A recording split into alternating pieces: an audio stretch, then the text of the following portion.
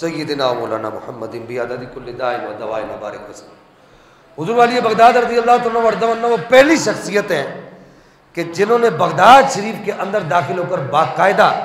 اور باضابطہ طور پر مدرسے کی بنیاد رکھی، ایک مدرسہ بنایا۔ شیخ موفق الدین بہت بڑے عالم ہیں اپنے وقت کے، بہت بڑے محدث ہیں،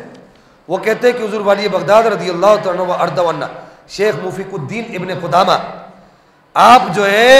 یہ بہجت الاسرار کے اندر بھی موجود ہے، قلائد الجواہر کے اندر بھی موجود ہے کہ حضور والی بغداد رضی اللہ تعالیٰ عنہ وارضہ عنہ نے جب بغداد شریف کے اندر داخل ہو کر آپ نے جب مدرسے کی بنیاد رکھی اور آپ بیٹھے جب مسند تدریس پر پڑھانے کے لیے، تو آپ فرماتے ہیں کہ دور دور سے طلباء، عرب و عجم سے، دور دور کے ممالک سے، دور دور کے شہروں سے طلباء چھوٹ چھوٹ کر اپنے گھروں کو چھوڑ کے، اپنے گھر بار کو چھوڑ کے، اپنے ملکوں کو، اپنے وطن کو، اپنے شہر کو چھوڑ کے،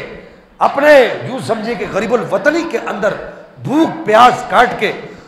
بغداد شریف کے اندر آتے تھے پڑھنے کے لیے، اور بغداد شریف میں وہ کسی اور مدرسے کا رخ نہیں کرتے تھے، وہ سیدھے کا سیدھا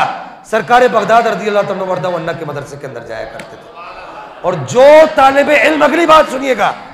جو طالب علم سرکار بغداد کے پاس بیٹھ کر ایک دفعہ کوئی بھی کتاب پڑھ لیا کرتا تھا، چاہے وہ صرف کی کتاب ہو، چاہے وہ نحو کی کتاب ہو، چاہے وہ علم حدیث کی کتاب ہو، چاہے وہ علم تفسیر کی کتاب ہو، چاہے اصول تفسیر کی کتاب ہو، چاہے وہ فقہ کی کتاب ہو، چاہے اصول فقہ کی کتاب ہو، چاہے بلاغت کی کتاب ہو، چاہے منطق کی کتاب ہو، چاہے علم کلام کی کتاب ہو، چاہے علم تجوید کی کتاب ہو، چاہے قرآن پاک ہو، کوئی بھی کتاب آپ کے پاس بیٹھ کر ایک درس کوئی طالب علم لے لیا کرتا تھا، وہ یہ کہا کرتا تھا دنیا ادھر سے ادھر ادھر ہو سکتی ہے، آسمان اوپر سے نیچے آ سکتا ہے، زمین نیچے سے اوپر جا سکتی ہے، میں شیخ عبد القادر جیلانی کا درس نہیں چھوڑ سکتا۔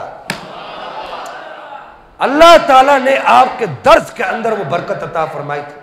کہ اتنا مضبوط اور اتنا پختہ کلام کیا کرتے تھے علم حدیث کے اندر، علم قرآن کے اندر اور دیگر علوم،